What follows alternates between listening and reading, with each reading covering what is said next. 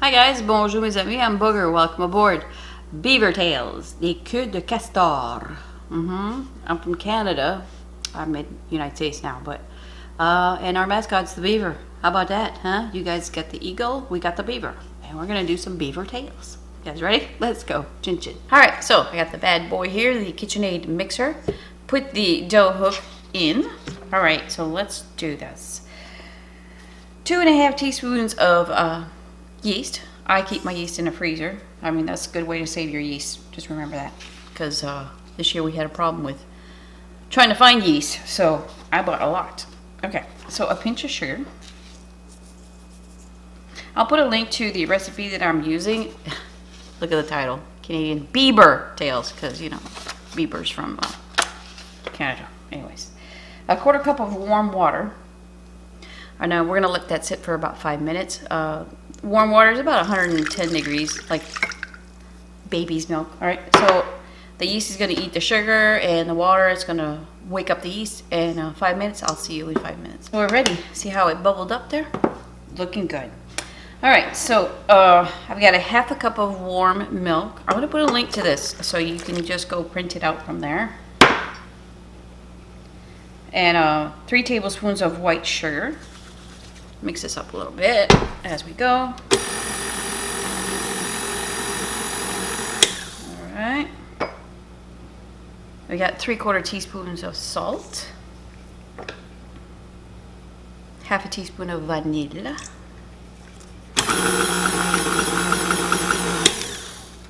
Okay, and I've got a large egg here. Yes, it had a double yolk, which is lovely.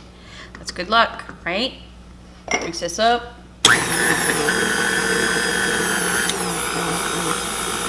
And over here, so you can hear me, I've got 3 tablespoons of vegetable oil.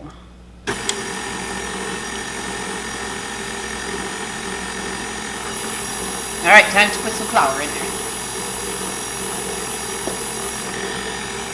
All right, flour is 2.5 cups. Okay. Gradually add that, and I'll be right back. All right, you guys, I did that for about 3-4 minutes. Look at that, it's all bubbled up together. Now I'm gonna take this out of there. I'm gonna put this in the oiled bowl, cover it with saran wrap, and I'm gonna leave it like that for about 30 minutes, it says. So, all right, I'll see you when that happens. All right, while the dough is rising, let's mix up this the coating. This is a 1/2 cup of sugar and 2 tablespoons of cinnamon. Okay, so mix that up. Get that ready, and I'll be back. All right, here we go. So I've got clean surface here, a little bit of flour, and almost double in size. About 45 minutes, okay? In a warm place. I put it in the laundry room because I had the dryer going, so it didn't take too long. All right, so we get this on there, deflate it a little bit. Give it a good punch. Let's get our pan ready before I get all... Alright, so I'm using the flat pan by DeLonghi. You can use a regular pan, just go around that turning knob thing. And I'm going to spray some olive oil on the bottom. Alright, so it says to cut a piece off and then roll it. I don't know, maybe by hand. I mean, a beaver tail is not perfect, right?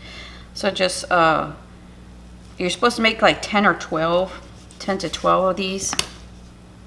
So I'm just going to... Look, you don't need a rolling pin. Does that look like a beaver tail so far? Huh? Pretty cool, huh? All right, so let me finish that in the pan. I'm gonna do, I probably could fit about 5 or 6, so I'll be back. I'll change the angle to the air fryer over here, okay? Okay, look at that. I've got, 6 of them.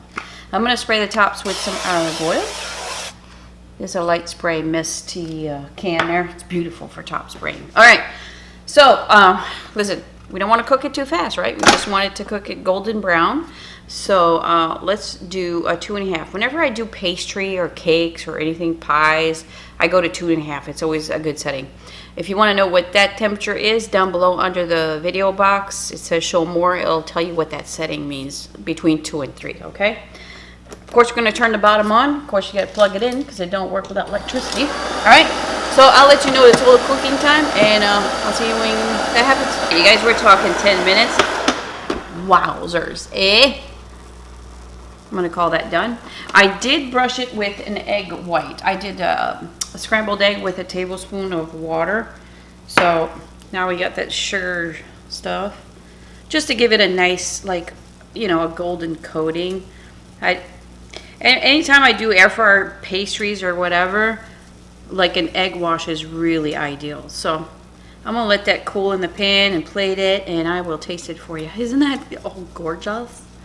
By the way, this is a second batch, okay? So I'll see you when it's cooled off. As I let them cool a little bit, I decided to make a maple glaze for these. The sugar stuff is nice, but I have some pure maple sugar, so why not, right? Thank you, Jim. This is just powdered sugar, maple sugar, and some heavy cream, a little bit of heavy cream, you know. So I'm just gonna drizzle that on top of there and let it do its thing.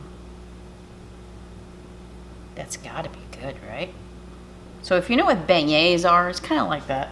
All right, so I'm gonna take some pictures, and hopefully Tom gets home from work, because I don't do sweet stuff, but I'll take one for the team. I'll be back. Oh my gosh, so exciting.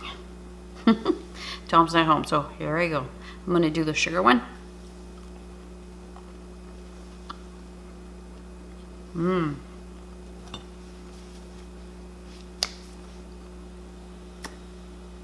Tastes like a donut.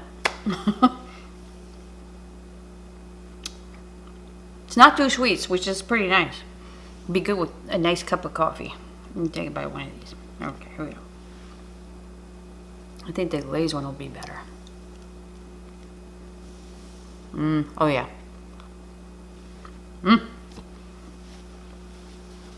That's really good.